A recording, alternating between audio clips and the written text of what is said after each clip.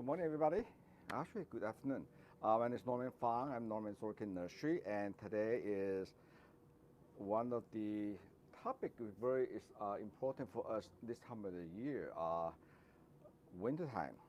Many of depending on where you are, if you're in South Florida, you still can put your orchid outdoor.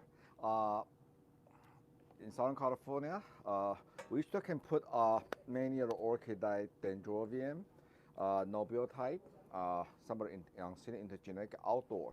But this is the time of the year. It's very critical. I know some people thought, oh, the winter rest, I can forget about the orchid.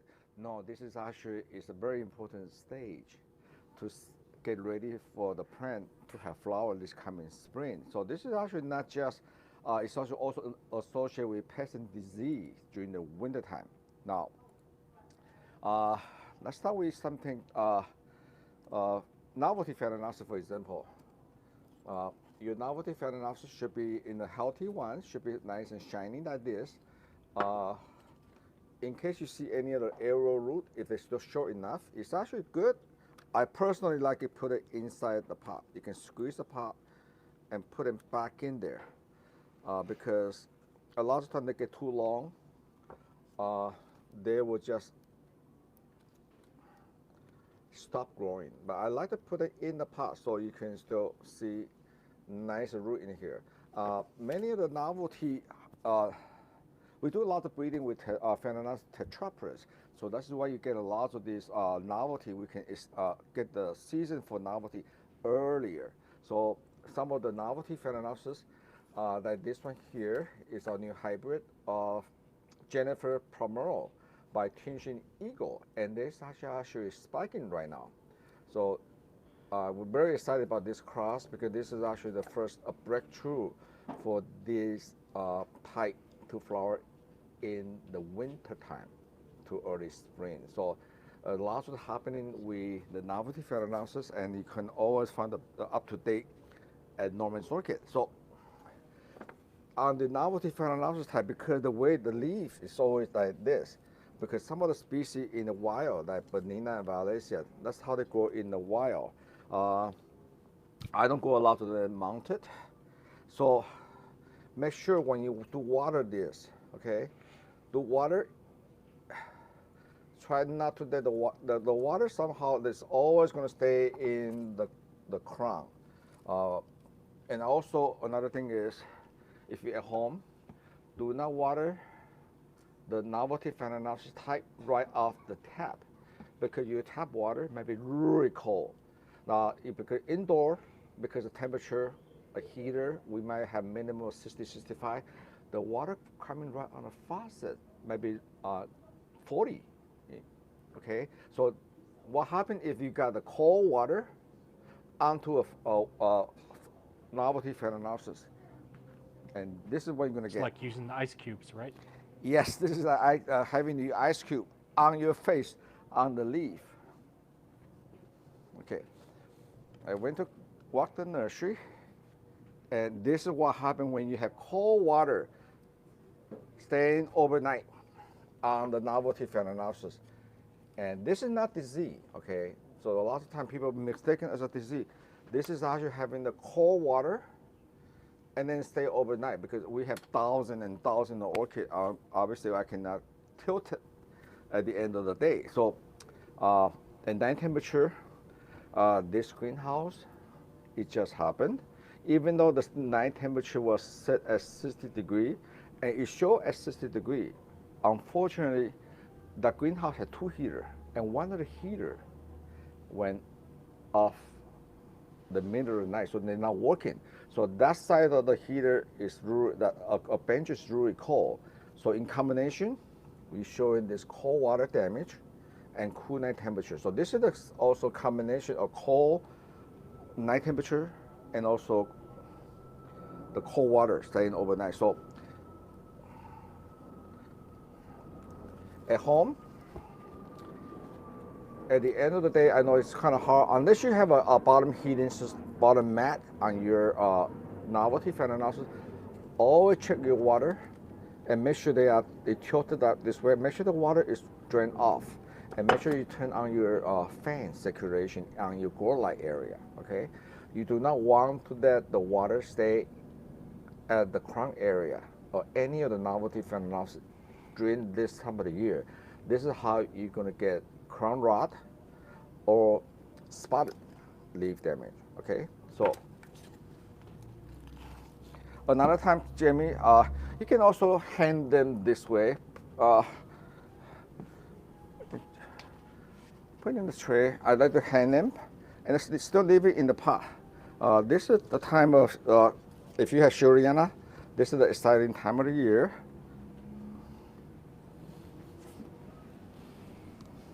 And then I like to do something really fun on my Shuriana this year. Can I share this with you? And I've seen it before. How many of you have done topiary on your other plant before? Topiary is fun.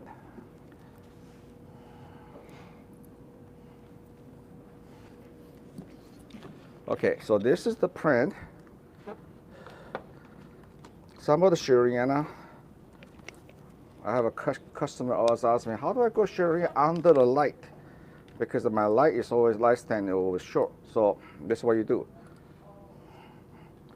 You can actually do a topiary on this. And I do this because sometimes, even when people order this online, instead of shipping them a 26 inches to 32 inches of spike, which FedEx is going to charge you arm and leg, a lot of times we can actually bend them. And for yourself at home, when you do topiary or bending like this, you want to do it, water the plant the day before. So that way, the media is wet, the flower spike is plenty of water inside. If you do it on a very dry media and the dry plant, most likely 50% or more, when you do this, you're going to snap, you're going to break because the flower stem is so dry.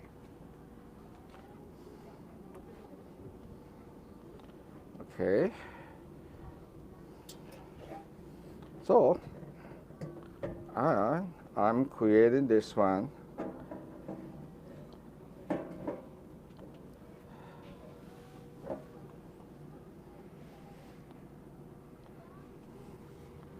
For next year, and this probably going to open for Valentine's Day. You can ask, so this is all nice and branching, so it's kind of fun to do this time of year. So you can actually use the bonsai wire, the metal wire. You can do all kind of crazy stuff. But again, Shuriana, do not let it stay in the crown. So I'm going to let this go and put it back here. You can also hang them at the edge of your growing light also. Okay.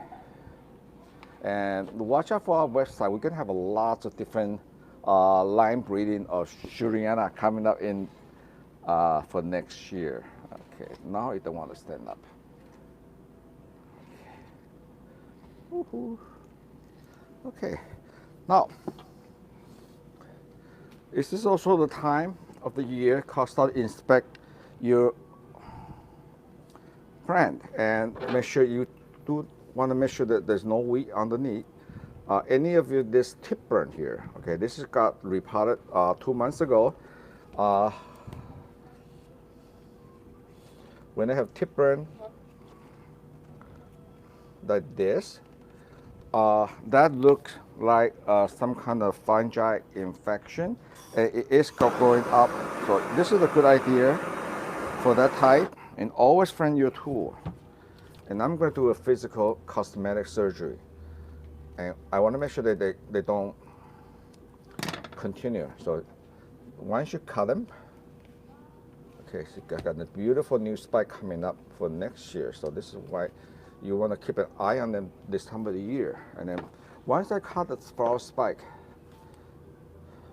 trim it, make sure you separate away from the rest of your orchid because I'm going to let it dry. Make sure there's no water, there's no misting going on for the next 5 to 7 days. Let them a time for them to heal. Okay, so I'm going to put it, make sure you separate them away from the rest of your orchid. Okay, All right. Is everybody been really good on the feeding program using Norman's Orchid and also the Mega Dry? Okay, I'm going to share with you a feeding program we did for the Unseeded Alliances, and we're going to do another segment on the Unseeded Alliance. But Jeff, look at this.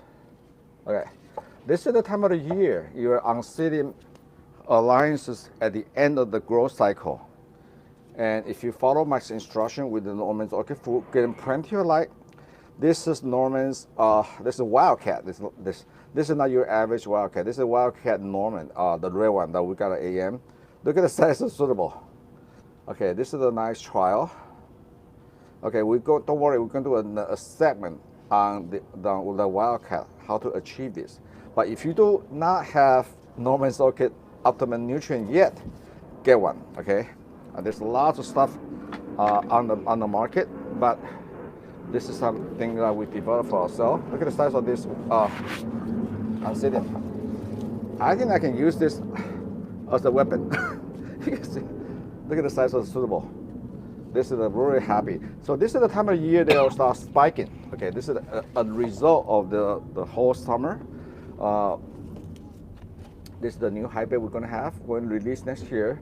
This is the hybrid from Cherry Baby, okay? But this, now finally you have a Cherry Baby that is compact. Yes, Jeff, you can grow this under light, okay? So the very exciting program.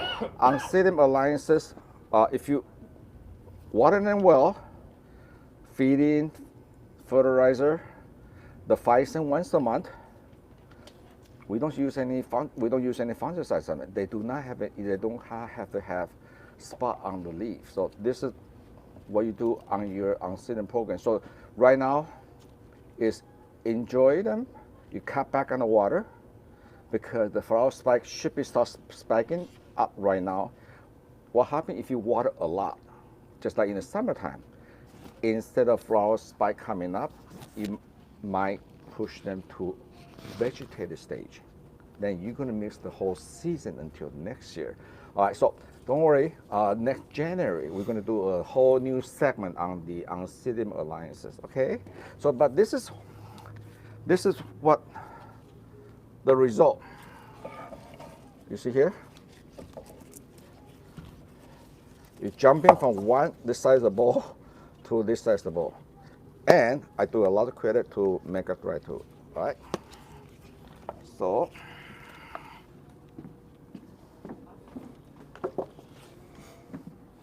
On the fragmentarium, so those of you had the frag. Okay, this is the time. You know, I know some of the frags still blooming, and they've been blooming for about 6 months already. So this is the frag. We have a lot of frag. This on the west side, and the frag this time of year. Look at it. Okay. A very good fragmentarium. Yes, you still water them a lot. They love water, even though in the winter time. So a lot of time when I put this in my office, in my display, I make sure office is drier, or at home is drier. So make sure you put some layer of water, and I grow this in the moss. Okay, so that way, with the heater, it'll be okay. And make sure you clean up the older leaf, and I do an inspection of the fold on the leaf. And I got another tip burn here, and that's okay. Sometimes it just happens, and just for the display purpose, I usually bend it by the way the leaf grow, and I do a 45-degree angle, so that way they have a nice trim, so you don't even notice that. And you can also do a 45-degree on this side also. It's really up to you. But mainly to make sure your tool is framed and sterilized, so you don't transmit any pest and disease or the virus. Okay. So this is on the fragmentarium. This time of year, it's okay. On the bottom leaf to turn yellow. Don't panic. You know, don't call 911 or call me. It's part of just a tree. You know. Your tree outside your window, they do fall off, right? then nothing lasts forever. And it's okay for them to drop off the older leaf this time of the year. It's part of the growth process, okay? And as long as it's not that 3 or 4 at the same time, then you have an issue. You should always check the root system. In this case, the root is robust, okay? We do not want to repot them this time of the year. Remember, never repot this time of the year in the winter time. You know, give yourself a break to enjoy the holiday. All right, this is the Phragmipedium.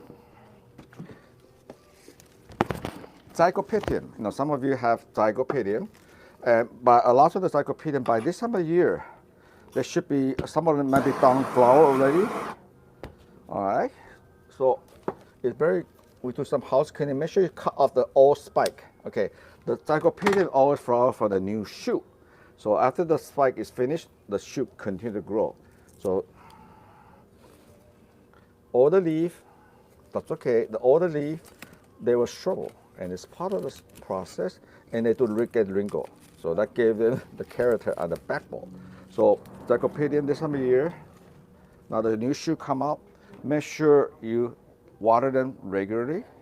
If you don't got, they do Zygopedium, if they have a new shoot, despite it in the winter time, because we grow it in the greenhouse, they still warm for them, so they still actively growing. If you are underwater, this is why sometimes you get wrinkle on the new leaf. Okay, so just make sure you got plenty of water, and especially this is growing the orchid bark mix. So remember, bark dry out twice as fast as the moss. Okay, so make sure, this is why we always suggest the orchid grow in the bark, put in together, and the one with the moss separated. That way, if you mix them up, mix and match, when you water the bark, you're gonna overwater the one in the moss. And that's a bit no-no, especially for this time of year, because if they don't dry out in the moss, they're going to get a root rot problem, okay? And many of you love, this is the Australian Dendrobium hybrid. If you have Dendrobium, many of the Dendrobium that we sell, that for example, the Blue Sea, Blue Twinkle, they all have the hybrid from the Australian Dendrobium, the one with the curly ear. I love this time of year because if you go in the clear pot, you can see a lot of root going on. For this time, for the Dendrobium, whether it's Dendrobium phalaenopsis type or the nobile type, cut down on the water. Do not water them. Okay. If it's very common for the bottom leaf to lose some of the leaf, that's okay. Then drop off the leaf initially. So Dendrobium type, especially phalaenopsis type or the Australian type, make sure you get them plenty of water, because it's winter time. The light intensity is not as strong. You can actually put it closer to your window now, okay? Or because they can expose, you don't have to worry about they get sunburn as in the intensity sun as the summertime. If you go under light, once they spike initiate like this, you can take it away from the unless you have another section that will really tall. This is actually you can actually take it away from the light stand, place it in the window, then it really go to the maximum height. Okay, and I went to the greenhouse and I briefly take some of this. What about this one? This actually is nothing wrong with it. It's not disease. I know it's right here. This is actually a Dendrobium Honor type or the Dendrobium superbum. And first of all, what we do is we're so busy in the summertime. Sometimes the weed will go out. So this is the time of the year. The staff, we're not doing as much repotting. So this is the time to do a clean up the leaf. And for this type of Dendrobium, like Dendrobium parisiae, Dendrobium superbum, these are the fragrant ones that flower in the springtime. Okay, it's okay. They do drop off the leaf naturally this time of the year, just like Ginkgo biloba. Everything, the whole tree turn yellow and it turn off. Same thing with this. And all this is not disease. It's just the fungi associated with the cool night and where I grow this, whether it's outside or inside, because winter time we have very high moisture at night. So this is a fungi, but it's not invested fungi is associated with the yellow or the leaf. So when I see something like this, you can actually just take this off because all the nutrients from the yellow leaf already sent back to the ground. And I like to physically just remove them at once, okay? And where the leaf take off, that is where the flower spike is going to form, come in out, okay? And despite there's no leaf, you still can make us dry them because anything had green on them, the make it dry and Norman orchid food is so refined, they will actually penetrate. And Jeff, I'm gonna let you see. And actually can tell there's some of the emerging spike is coming up. Jeff, you can see this? Let me see if I can show you this. There's any of this not have a little white stuff in there. That is going to be the emerging spike. So the Dendrobium suburban hybrid, and also for this tropical, the Oracle Hono type, the spring blooming type, they're from Philippines. Right now, I should cut back on the water. Okay, so there's been water for about 3 days ago. We do not need to water them for another maybe 2 to 3 weeks until they drain, if the moss is turned white to the bottom. And this time of the year, there's stress to have a dryness. It's actually could encourage more flower, more uniform of the flower on the spike.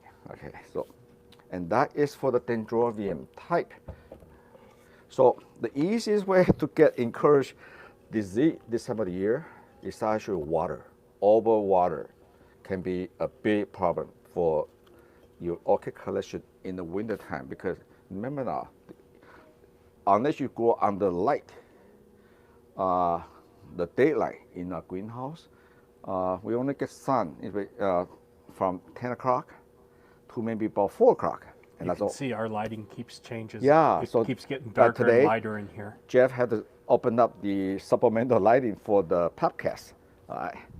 In the summertime, we actually had to open something up to 2 layers because sun was so intensified. So this time of year, just very common sense, just like us. I'm have shredder. I'm not drinking as much water as I drink up to 10, 12 cups of water a day here in Southern California. So right now, make sure you cut back the water. The more water you put in on any of your orchid, when they don't need it, you're gonna have more disease problem, okay? And here's another one of the blue one. Even though they're different hybrid, here again, okay? So this one here is a perfect example. Okay, so I'm gonna trim off this leaf, and this haven't turned yellow one, so I'm gonna leave it alone. But this is the time of the year to do the housekeeping, and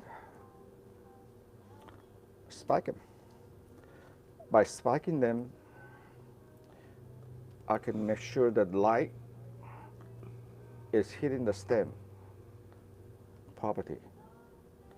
Okay, unless you go for hanging basket, then hang down. But this eventually gonna fall off. Again, very nice root system. Don't worry about this. So this is a goal. Now, many of you have outdoor, like Cymbidium, and in this case, this is Amcidia africana. I grow this outdoor and indoor. Now, what about here? This is not a disease. This is the Amcidia when I grow it in the greenhouse, when there's high humidity, high temperature. So this is actually what we call mildew. Mildew is a fungi. They actually not attract to orchid. They actually attract to the honey underneath the leaf. So you see this a lot, even on Cattleya or Dendrobium phalaenopsis type. So this is the time of the year. They're not deciduous. They never will drop the leaf. So my staff, if this will be actually start to flower, start to spike in March.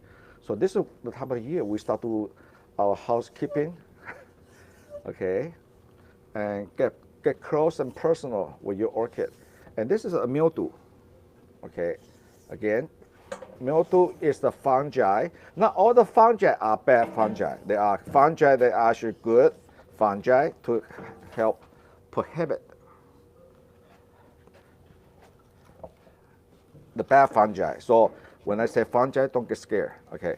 So this is the time, because remember, show season usually start in very early March. If you belong to any orchid society, you want to show off. Look at this. I love this Corax mix. This is the best one I found. It have not just Corax, but you also have alcohol. Okay, look at how much stuff this is all the mildew from one plant. Okay, and one tissue per plant. Let me just throw this away. Voila, that's it. And you're just waiting for the spike will be emerging from the tip of the grow. Okay, I'm gonna give another.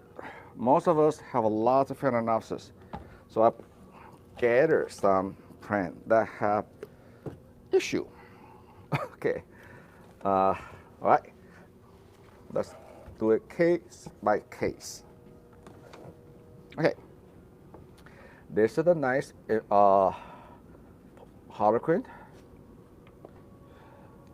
What about this one? What kind of disease? What kind of problem? There's actually nothing wrong with this plant. The plant itself is using a lot of nutrient to support the new spike and the new leaf. So when you see something like this, the bottom of the leaf, especially the big phalaenopsis type, they use a lot of nutrient. Make sure you are on top of your feeding program. Okay, so if you're turning it off like this, leave it alone. Don't even try to cut them. I do not like to use cutter for the leaf like this, because this is not a disease, so I'm not worried about it. There's no infection anywhere. This is part of the growth process. It's part of the plant physiology. Okay, they turn in yellow leaf. They're sending by all the leaf. I like to let them fall off naturally. Okay, that way this connection will be healed naturally.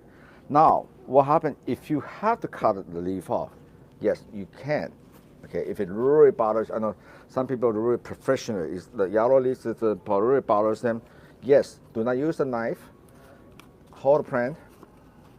Just pinch it off. But what I want you to do is, since there is a forced detachment, so there will be a scar tissue. Okay, remember the 5 cent we have? Okay, this is when you take out your 5 cent. Okay, and I want you to do this for me, okay? Hold your pen. Just put some concentrated, couple drop here. That way it will disinfect the area for you. If you're not sure it's not a disease or something. So, here you go. And then, put it aside, just like the other one, I trimmed the leaf. And let it dry for 5 to 7 days. It's already so wet already, it's okay. Okay, what about this one? This happened by accident. Okay, I did not do it intentionally. I was pouring the plant to look it up, and so somehow I drop it and I top it off. Don't worry. If you have, I know we have some of our new member. Super glue. Yeah, you just make sure. Okay, you should have a crown here, and there's plenty of roots, so I still can save the plant. Just put a couple drops of the concentrated on the crown and on the cut surface. Okay, and they're standing for a couple hours, So assume this couple hours finish. Remember my Norman's secret weapon? I always have one in my apron when I work in the greenhouse. Okay, that is soaking for about hours or so. That is minimum 30 minutes, and then the cut surface, I'm going to heal different tips for different wound area. You can also use toothpick. Okay, so this, if you have an accident up at the nursery, then I'm going to put both of them. Do not water them. I do not want to water them for the next month or so. There's plenty of moss here, and that way it disinfects the crown.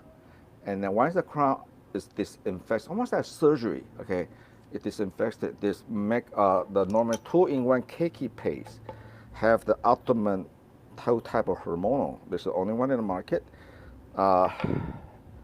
Will encourage to more basal shoot, so you will have cakey coming up next spring. Knock on wood, okay. And then this also, I'm gonna let it air up. Put it in. You can also put it in the plastic bag, nice humidity. Then, once you have a new root coming up, this would stop possible of rotting of the cut surface, and you can pot them up in the spring. So we set them aside again. Okay.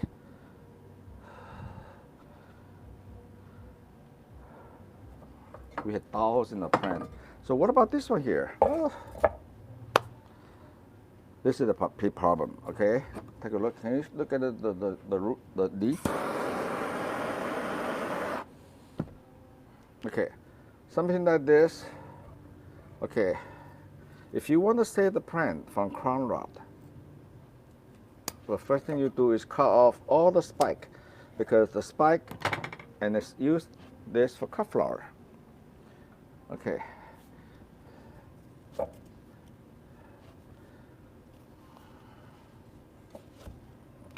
Then this one is actually not a very good root system, so this is the time I'm actually going to trim off all the air root, all leaf, all root.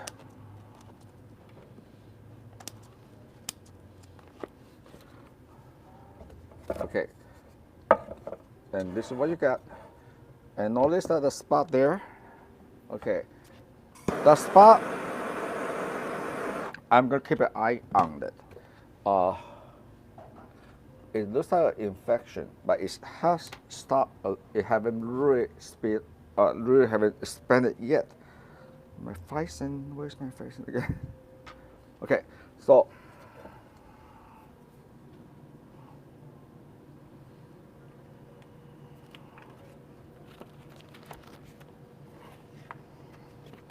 get your Phison. Okay, same thing again. We're going to put this, the concentrated Phison, and you can do that on Cattleya too. Cattleya, Cymbidium, Oncidium, on the center of crown. Okay, concentrate it, let it dry. In 30 minutes, come back with put the 2-in-1 cakey paste in the crown again. Okay, and I'm not going to do anything yet. We're going to put this aside, so as the plant progresses, we will come back to revisit this again. You got a lot of old dead root. I don't like to see that, because the old dead root will go decompose. So this is the time to trim off, because they are going to decompose, and that's going to be more problem later. Okay. And then I'm going to put it in my nursing area. Yes, everybody should have a nursing area. Same thing. They got a crown rot. And I always have this, at least 2 or 3 scissors, so I can do this and then pull off. Come back to the first one. Again, cut the spike off. These two have a crown rot. Beautiful root system, nothing wrong with it. Okay.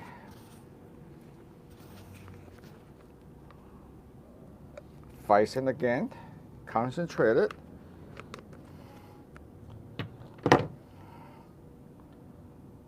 Okay, and the crown is okay. There is no crown rot in this one here, so I'm not going to put cakey paste in there.